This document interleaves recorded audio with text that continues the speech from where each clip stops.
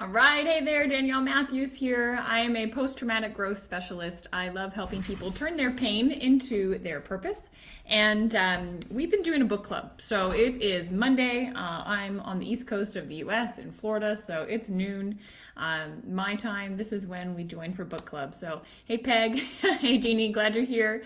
I'm Melissa. I guess you're not recording a podcast now, so glad you're able to be here. Wonderful for you all to join. Peg, I saw you called me yesterday, and let's talk today. I'm sorry I missed it. All right, so good afternoon. Afternoon. Where are you, Jeannie?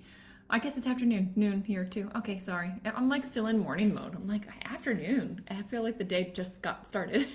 So I'm really excited. I figured out we've got a Telegram chat going. Oh, you've got to leave in a minute for a recording. Okay, I get it. Tennessee. Okay, so you're East Coast too.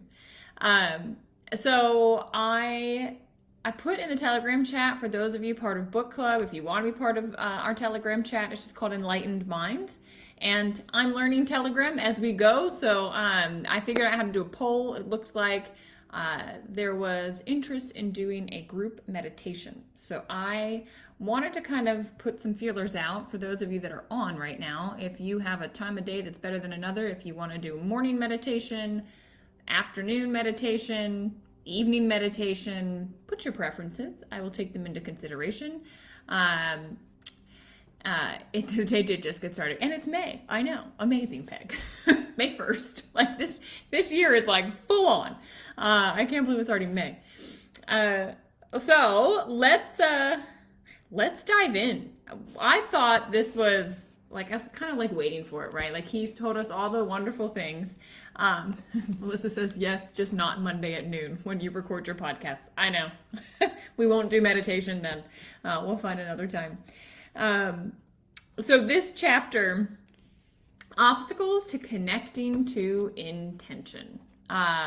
Really interesting because he makes it sound so easy. Like, oh, this is what we have to do. Like, duh, no problem. And then, you go to do it and things get in the way. So I thought that this was a well-timed, well-placed chapter to talk about, all right, now that we know where we're going, what are the obstacles that are going to get in the way? And I know as part of, business coaching, the people that join my team, something that I always do with them is I talk about their wishes, what they want to accomplish, what that outcome is going to feel like. And then the next thing I talk about is their obstacles. So, Lou over on Facebook is like, yep, obstacles. So obstacles are something that get in all of our way. And I think it is important to be able to recognize what they are so that when they come up, you go, oh, this is this. And then you can have a strategy on how to deal with it. I think that's pretty key. So, hey Maya, you're headed to Mexico, aren't you, this week? Yeah, have a blast down there. I'm sorry that I will miss you this time. So let's dive into the book, shall we? We've got obstacles to connecting to intention, and he talks about, all right, the barriers that are going to come into place. So how are we creating our own obstacles is the essence of this, because the things that are going to get in the way are us. Larry says this chapter made sense. Yeah, Larry's had a hard time, I think, with some of these other chapters. They've been a little like out here, and this one's like, oh, yeah, this is like the practical stuff. So he talks about the 3 things that are going to get in the way: inner speech, level of energy, and self-importance. I thought it was interesting. Good morning, Marie. I thought it was interesting how he, he kind of laid that out there. And we'll kind of take this bit by bit today. I think we'll spend a little bit of time on each. So inner speech is huge. This one, I don't know, but this smacked me in the face. So when he was talking about this match, no match, and he went through and he talked about language that matches with intention and language that doesn't match with intention. Was anyone else like light bulb moment? Like, wow. He talks about this concept of thinking about, like, in our inner thoughts, what's missing, circumstances, how it's been, what they want from us. And Ron says, really, again, it helped with the trolley analogy, getting connected again and again and again. Yeah, nice, Ron. I love it. So when thinking about like what's missing, It's so crazy to me that we all do this, right? We all focus on what's missing instead of what we intend to manifest.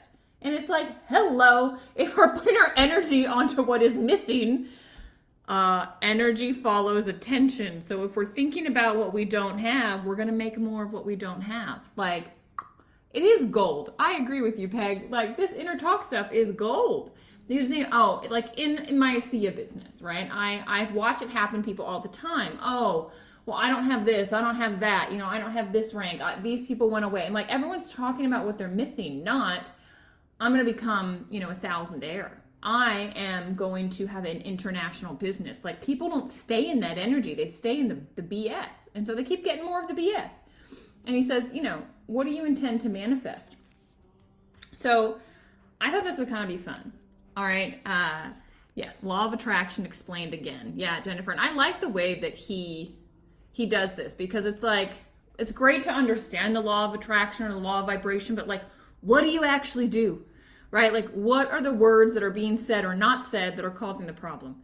So I thought this would be kind of fun for me to say something that he has as a no match, and you guys to put some, like, reframe the language, right? So we can actually practice what he's talking about. So if someone says to you, I don't have enough money, or if you're thinking to yourself, I don't have enough money, what would be a reframe of that so that we're not in the what's missing, but we're in the what do I intend to manifest? You get what I'm saying here? So rather than saying I don't have enough money, what could we say instead that would be beneficial? And if you want to type something in the chat, I think this is where it becomes like really practical, because this is where you start to discipline yourself. Like, this is totally internal game. So Peg says, I'm an absolute money magnet. Yeah, I love that phrase. So rather than saying I don't have enough money, I'm an absolute money magnet. This is the energy I hold. This is the way that it is. And every time you see affirmation of that, you say it. Like, you see a penny, pick it up. I'm an absolute money magnet. And just you affirm it, reaffirm it. Marie says, I am grateful I have abundance. I'm grateful I have abundance. Jeannie says, I have more than enough. I have more than enough. Yep. What else do we have? I have plenty of money to insert what I'm doing. Money comes to me easily and frequently. Beautiful. See, these are powerful, right? And every time you catch yourself, I don't have the money for that. No, money comes to me easily and frequently. And then do you act on that? Do you have faith that it's going to come? Or are you holding on to everything as if it's not abundant, right? Think about this. So what he says is, I intend to attract unlimited abundance into my life. Juliet says, I'm living in overflow. Ron says, this one's hard for me. Yeah, totally get it, Ron. Money stuff is, I think it's at the root of a lot of people's, a lot of people have issues with it. So this is good. Just, Ron, grab something from the chat. Any of the things that I said, put this out. Like, he talks later in the chapter about how actually having written affirmations out around your house brings that energy into your space, which I thought was really interesting. So that's one. Let's try one more. My partner is grouchy and boring. So if you're not happy with your spouse or your partner or whatever it might be, hey, Venica, I'm so happy you could be here. Hey, Steve. So we're talking about, we're on page 63. If you want to cheat, I don't want you to cheat though. I want you to insert something that would match with intention. So if I'm saying my partner is grouchy and boring, guess what? I am just going to continue to draw in these aspects of my partner that are grouchy and boring. And so what could I say instead? What could I say instead? I have a brilliant relationship with money. Together we are creating financial freedom. Nice. Absolutely. Nice. I see more money comments coming in. It's okay. It takes time to type. I get it. Money comes to me in increasing quantities through multiple sources of income. Yeah, that's a Bob Proctor thing for sure. All right, Marie says, I appreciate my husband and we can work together on things and enjoy life. We laugh and have fun. So stating what it is that you love. Exactly. Like, just reframing it. It makes a humongous difference. So he says, I intend to focus my thoughts on what I love about my partner. Absolutely. So the next piece with our inner mind, it's thinking about the circumstances of your life. Now he says instead to think from the end, keeping the end in mind. So thinking from the end, not thinking from the current circumstances, right? How many times do you meet people that just are lost in the circumstances of their own life? I can't afford this. I got this bill to pay. This is happening. You know, I just had an accident. My mom's in the hospital. And Candy says, I'm glad I'm single. Well, Candy, it will continue to be that way if you put your intention there. Peg says, I have a supportive and amazing relationship. My partner is my best cheerleader. They want the best for me. I love it. All right. So thinking about how to shift out of current circumstances. So if you have somebody that maybe is not liking, they're feeling like they're not appreciated at their job. So maybe they're saying something to you like, I just like the work I'm doing and the fact that I'm not appreciated, you know? Or maybe it's you. You're not liking the work you're doing and you're feeling like I'm not appreciated at what I'm doing, right? A nice reframe. He says, I'll act upon my inner intuitive impulses to create the work or job of my dreams. I just love that. Like he just like pulls entirely out of the situation. He's like, I don't care about the current circumstances. What currently is in my life is because of my past thoughts and where my world was in the past. Has nothing to do with my future. Like, can you cut the cord, guys? Like he literally just, it doesn't matter. Circumstances are what they are. Okay, whatever. It's a clean slate today to think about what you want to create and what you want to have come in your future. You're creating the seeds for the future now. It's very powerful what he's saying. And so he says, I act upon my inner intuitive impulses, right? All the answers are within to create the work and the job of my dreams and then show up when it comes. I think this is wonderful. Now he says, the circumstances of your life aren't the way they are because of karmic debt or because you're being punished. The circumstances of your life, including your health, are yours.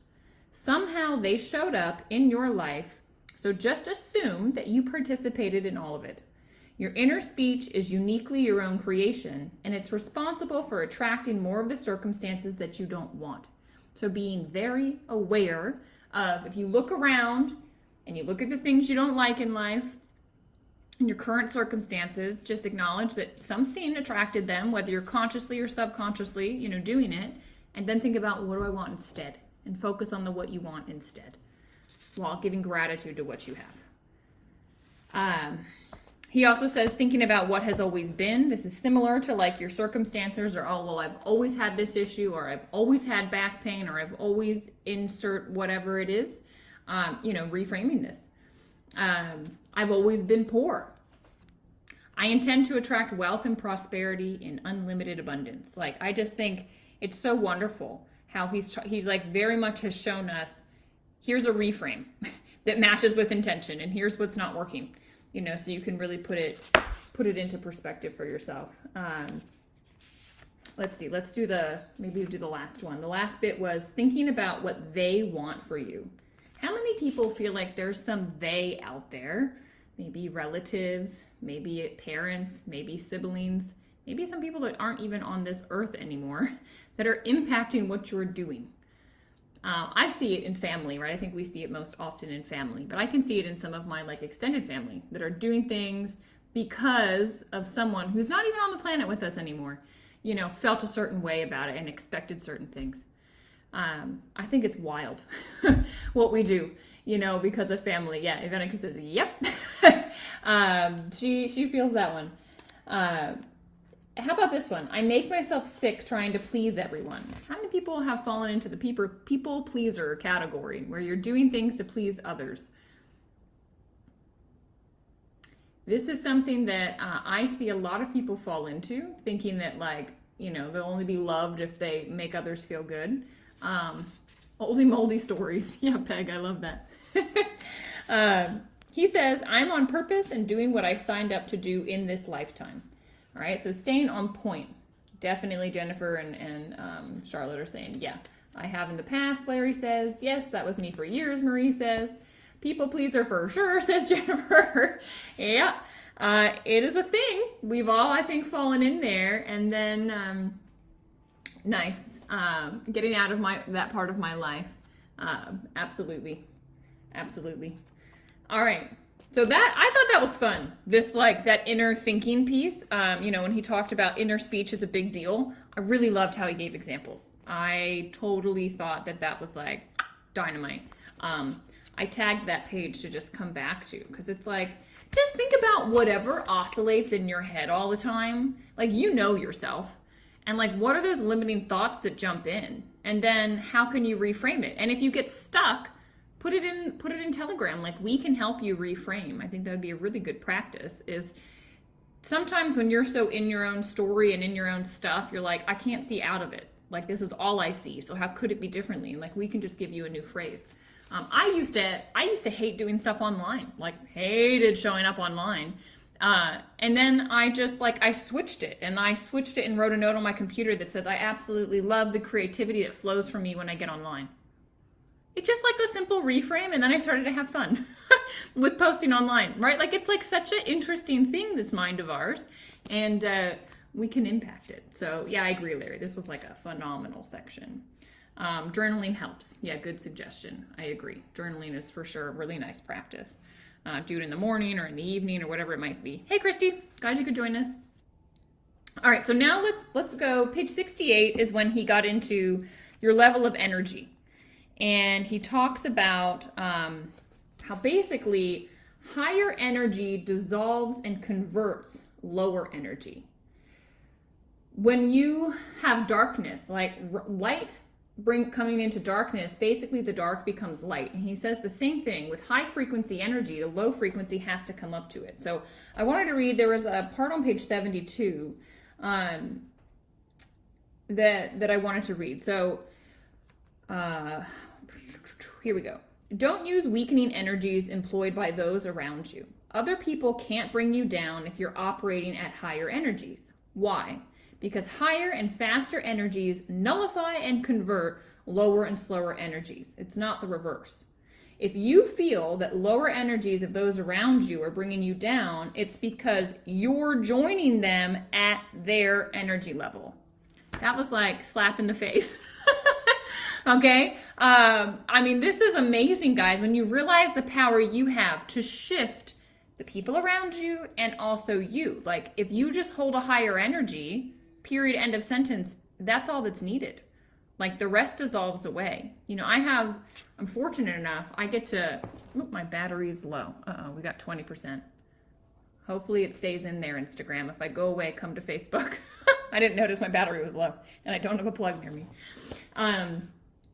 Okay, so I have the pleasure of taking, I think I've mentioned this before, Guru Dev to the gym every day at 5 o'clock. It is like this beautiful reset for myself, because he holds such a high energy. He's 90. He has spent his lifetime dedicated to getting the ego out of his mind and connecting it with what he calls, source, which is the same thing as intention. And that's the space he lives from. And so when you're around him, you feel it. I swear, just like living in proximity, I get the benefit of that. And anytime I go over there, I don't care if I've just, had an issue, been told blah, blah, blah by someone in business and, been insulted or whatever. I can like have had a happening, and then I go over there and it's like, I can't even keep that energy. Like, I could walk over and be angry, and then I get there and it's like, ding, just raises up. And so I think, what a powerful thing that we can offer other people, but also for ourselves, right? To just be in this positive space. Okay, Christy says she was on Facebook and it ended. You guys are still with me on Facebook, though. That's weird. I don't know what Facebook was doing, Christy. Juliet's here, Charlotte's here, Ron's here. I just saw comments from them. Is everybody still here? And step out there is Stephanie. Sorry, Stephanie and Ivenica. I flip-flopped your two. Instagram's so funny because your all's handles are not your names. Okay. So Stephanie says, this was such a great chapter. I so needed to read this in my life. Yes, I can notice the energy, its frequency levels now. Christy says this is so empowering. Jennifer says Facebook's okay. Maybe reset and rejoin. Yeah, okay. Marie says, so true. We have friends we are helping move, and the last few days she said life is hard. I keep telling her, no, it doesn't have to be. It can be good and fun. Things happen and you do your best and you let go. Exactly. Nice reframing. Sometimes it's hard to reframe people in the middle of it, but sometimes your energy, Marie, can just shift their energy. You know, sometimes if I know I'm going into a difficult situation, I bring the energy into the situation. And then I protect it there. You know, I tell people they can rise up to this, and that's it. It's interesting, a side note, because most of you, I think, are part of ASEA in some way, shape, or form. Not all on my team, and that's fine. But think about in business, whatever you do. I'm going to use ASEA because a lot of us do it. People want to pull ASEA down to a certain level. Oh, it's part of network marketing. Oh, it's a sleazy thing, right? But those of you that have been to ASEA, that have met ASEA, have met the people in ASEA, have seen the power of the product and what it does, you know it holds a very high energy. And I just don't let people bring it down. Hold the space of that energy. Let people raise up to you and where you are. Okay, and if you see yourself getting pulled down, you can't blame the people around you. That's what I love. Slap, slap. Said Juliet, like Wayne says, that's on you. Okay, if you're getting pulled down, this is on you. This is not on anybody else. It's you. That was really good. All right. So he talks about 13 ways to increase energy. What I thought I would do is in the chat, put a 1 if you're aware of this and you're doing it. Put a 2 if this was a new concept to you and now you're going to start incorporating it. I thought this was really powerful. I didn't know some of the things that he suggested. So I'm going to go through and I'm going to read like his little mini program, right? So again, you're going to put a 1 if you were aware of this and you're already doing it. You're going to put a 2 if this was new information and you're going to start doing it. Yeah, I liked that too, how he started to say take responsibility. You guys are already giving me 1s and 2s. All right, these are very specific though. So he's got 13 ways to raise your energy. Number 1 thing, make meditation a regular practice in your life. Oh, I skipped 1. Well, whatever, we'll come back to it. So number 1, if you're already doing this. Number 2, if you want to start incorporating it. And how timely that we're going to do a meditation together. For those of you that don't know, I'm actually, for 8 years, I'm a trained facilitator in meditation. I just, for whatever reason, I haven't been doing it. So we're going to get back into it. All right. The next one, become conscious of your thoughts. Put a number 1 if you are conscious of your thoughts. Put a number 2 if you're like, actually, I'm not really. I just kind of go about my day and I don't really notice what I'm thinking. Nice. I'm seeing 1s, 1.5, Marie says. Sometimes not so, not so on top of our thinking. I got you, I get it. Ivanica, yeah, I see it. 1.5, Ron says. You guys are funny. All right, this one, I was a 2 for this one. Become conscious of the foods you eat. Now, obviously, like I knew, right, there's like good and bad of what to eat. I didn't realize the energy that food holds. Like when he talked about that meat and cereal and dairy and sugars, I mean, I probably could have guessed it for sugar, but that they hold a low energy. Like I like yogurt. I didn't realize that was like a low energy thing I was eating. So this was news to me. There's a lot of 1s out there, so you all apparently already knew this. Okay, I'm seeing some other 2s. Melissa's like, yep, I didn't know either. And Charlotte's like, yep, I didn't know either. Yeah, that was like, I started that. Like, oh, okay, let's become conscious of what I'm eating. And also meat. Like, I don't eat a ton of meat, but, you know, vegetarian. Gurdev's vegetarian. I'm like, well, maybe that's why. I don't know. All right. Retreat from low energy substances. So don't bring alcohol into your life, you know, drugs into your life. 1, if you knew this. 2, if you didn't realize it. Yeah, Larry didn't realize the energy aspect of food either. Yeah. Yeah, I haven't drank in a long, long time. That's thanks to my accident, but 1.5. Sometimes we know, but we want to go have fun, or, you know, people are doing it and we want to hang out with them. I know meat. Oh no. Yeah, I know, Stephanie. I was like, oh, darn it. So, I know, but you know what they, like, I could see it, like, because the meat probably has the energy of the animal, you know, and anyway, that's like a whole tangent. My brain is going down of like, well, when they were killed, what was their energy level versus like a plant? It's like created for us to consume and use, and you pick a plant and it keeps growing. Anyway, whatever, that's a tangent. Okay, so become conscious of the energy level of the music you listen to. So number 1, if you knew the music you listened to was impacting your energy. Number 2, if you didn't realize. Yes, Stephanie, I know. That was a tangent for you and I. So, music is very important. Yeah, I don't know if you guys can hear it in the background. I always have music playing. Sometimes it's peaceful piano music. Sometimes it's just 432 hertz music. Sometimes it's mantras that are going. Yeah, Juliet says that the animal died in fear. You got that energy. Yeah, like who knew? Guys, you don't know what you don't know. We're just ignorant of stuff. That's why we do this. Okay, I'm seeing lots of ones. Glad most people were aware of the music thing. Okay, I didn't know this one. Become aware of the energy levels of your home environment. I mean, I like kind of knew, but like there, some spaces you walk into and it's like, like you go to a spa and you're like, Or like here, they have a meditation space and you walk in there and you're like, and it's like, why? Statues, crystals, paintings, spiritual passages, the colors of the walls, feng shui. All right. I'm like, man, I didn't know. My house is not, I got a lot of plants around me, and I've got like, decor that makes me happy, but wow, altars, statue, pegs, like I knew this one. One's all the way.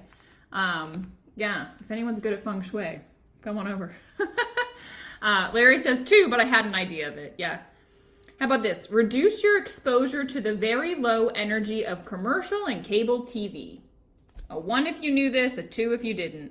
I hate the TV being on. My boyfriend likes to watch the news. He loves politics. And I'm like, gah. Like, gotta be careful with what you put in. Yeah. Going to work always tells me what types of day I'll have. I didn't fully understand that one, Ivenica. 2-1, yeah. So I'm seeing some 2s here. Like we know, but we're sort of like sucked into the world. Yeah, your husband too, Lou. Yep. Larry says my dad preached this one. I knew this one. Candy knew this one. Yeah.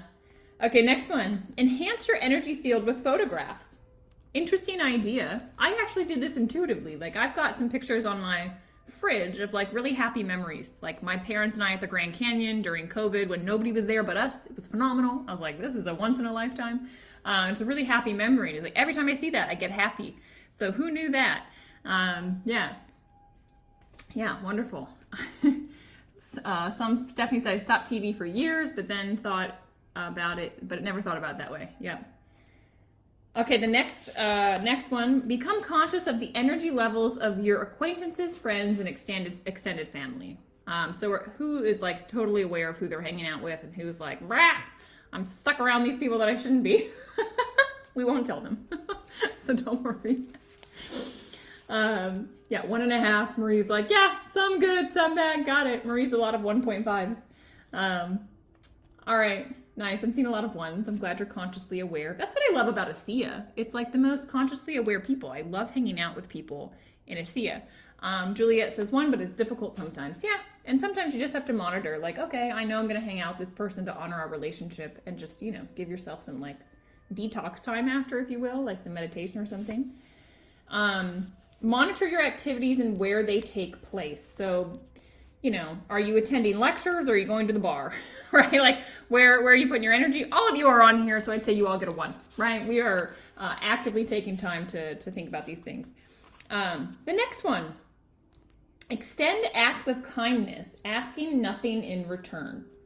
I knew this, but I don't do it. And so this was like a 2 for me of like, oh, Danielle, how often are you going out there doing nice things just for the heck of it? You should probably be doing more of that. Juliet says she practices the kindness thing every day. Nice. Peg's at 1.5, like me. Like, I knew it, but I'm not doing it, darn it. Yeah, there you go. Kind of just like a nice reflective exercise. I really enjoyed that. Thanks for participating. It's like nice to just kind of see where you're at with things and then what you can focus on. So maybe pick one of those this week and do it. For me, it's going to be the acts of kindness. So 100%, I'm going to be focused on doing that. I just noticed the time. We're going to run a little late. It's a long chapter. The last step, or the last thing he said was this, was self-importance.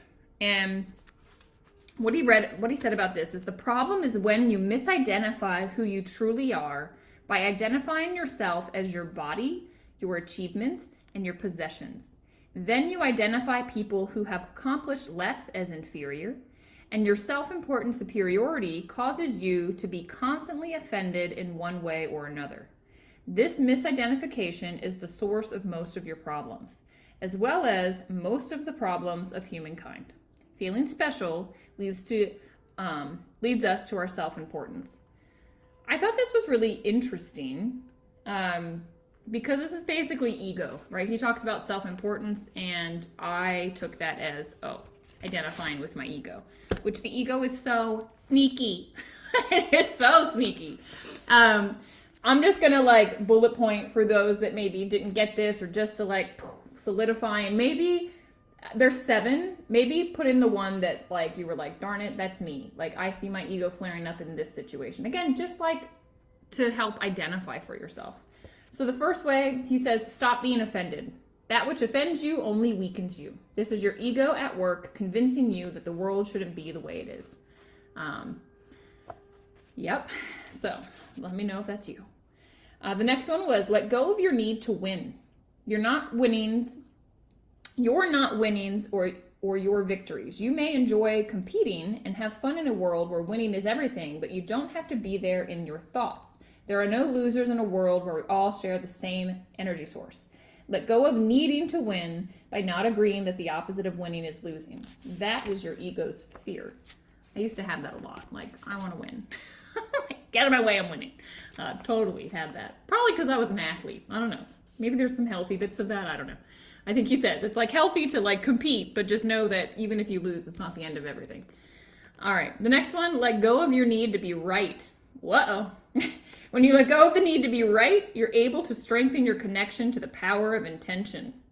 I urge you to let go of this ego-driven need to be right by stopping yourself in the middle of an argument and asking yourself, do I want to be right or do I want to be happy?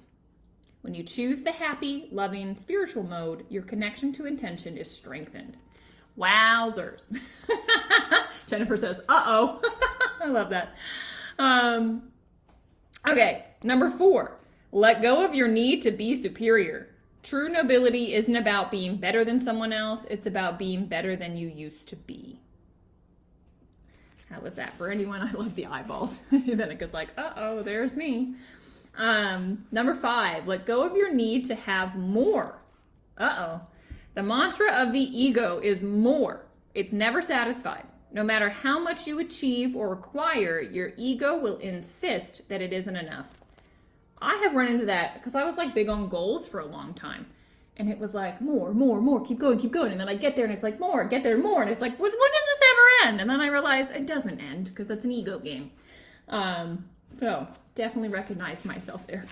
Number 6, let go of identifying yourself on the basis of your achievements. Peg says this is her. She's got it. Danica says guilty. You and that source are one. You're not this body and its accomplishments. You are the observer. Notice it all and be grateful for the abilities you've been given, the motivation to achieve, and the stuff you've accumulated. But give all the credit to the power of intention, which brought you into existence and which you are a materialized part of. Yeah, some people are saying that's me sometimes. Yeah, the more one really hit you. Yeah, I know, Christy, right? It's like, dang. All right, number 7, let go of your reputation. Whew. Your reputation is not located in you. It resides in the minds of others. Therefore, you have no control over it. Connecting to intention means listening to your heart and conducting yourself based on what your inner voice tells you is your purpose here. And I love this book title. What you think of me is none of my business. Peg says, damn, ouch. Yeah. Number 7, bingo, says Larry. Yeah, I know. He's like gently just like, remember this. Like this, I read this chapter twice. I mean, I read all these chapters twice, but it was just really good. I would come back to this often, right? Wayne's like such a gentle, like loving reminder of like, yeah, so that's not important. And then he ends the chapter, of course, like he always does, with some suggestions for implementation. Okay, so those suggestions for implementation, just pick one. Whether that's going to be watching your inner dialogue, lightening your moments of doubt by remaining faithful, being aware of low energy, talking to your ego, or, you know, viewing obstacles as opportunities. He gives all of these ideas. So what Stephanie says, he is so good at things that we need to remind ourselves of. Yeah, he's so good at reminding us of these like simple things. I'm blown away. I've not read any of his work before, and so this was exciting to dive into this, and it's just, the meat is amazing. All right, chapter 5, your impact on others when connected to intention. Pages 89 to 110. Chapter 5 is what we're going to next. And again, thanks for your patience with timing and for hanging in there because we're a little over. Meditation, just if you've got a preference, maybe I'll do another poll in Telegram. So I'll do a poll, morning, afternoon, evening. Obviously, everyone's in different time zones, so not everyone's gonna be happy. We're just gonna have to figure it out. But yeah, I'll put some options out there. Maybe we can get a meditation going this week, perhaps Wednesday or Thursday. I'm feeling like morning, but then that's really early for some of you. So anyway, we'll figure it out. So I'll see you on Telegram. Lots of love to all of you. Candy, yes, lots of love. This was a very interactive day. There's 133 comments over on Facebook, and Christy says, thanks. This set a beautiful tone for my week. Yeah, I can't see how many comments on Instagram, but some really good ones. So you're totally welcome, guys. And if you want some reframing, you need help reframing, in Telegram. Like, I think this would be a good practice for all of us on how to help reframe. So blessed May, everyone. That's right, Peg. It is May. So thank you all for being here. Book club doesn't exist without all of your energy, and I'm just so grateful that you engage and that we're creating this community. I'm sending you lots of love for the week. Apply everything we just learned, and I know it'll be a great week. So I'll catch you all on Telegram, and we'll talk later. Bye, guys.